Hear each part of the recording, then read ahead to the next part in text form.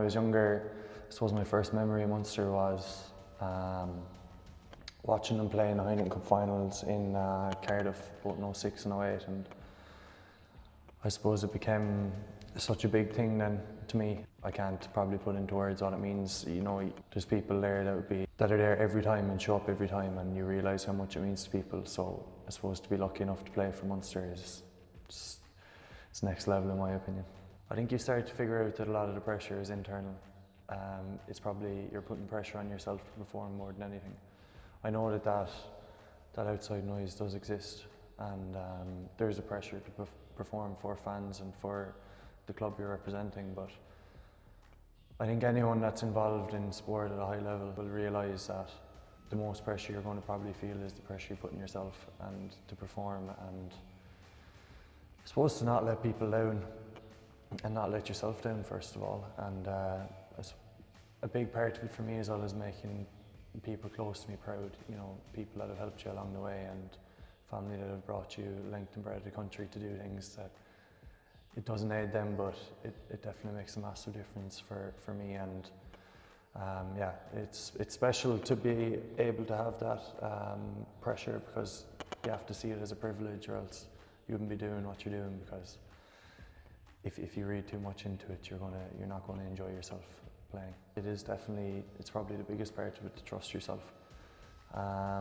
In terms of techniques, I just try and follow whatever routine I have that I feel works for me. So I try to follow the same one every match week really.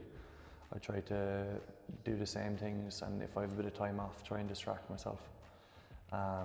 Whether that be trying to golf or go off for the day doing something, or whatever it might be, but just try and distract myself a bit. And then when it comes to the actual game, just every time it comes to it, try to breathe.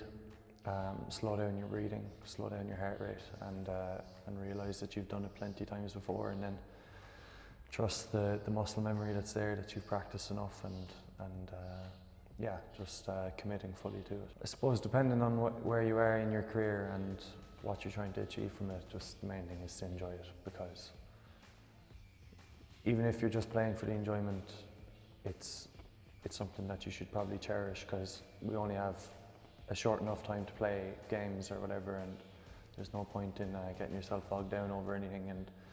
And also, I suppose, enjoy who you're playing with. You know, playing with your friends and people that you spend a lot of time with, and people that you get to know very well. And then I suppose when it gets into the more professional side of it, or more serious side of it, trying to stay enjoying it. Very important, yeah. Especially around the scrum and the close-in contact. You definitely need it, because if you're not strong, you'll get blown away.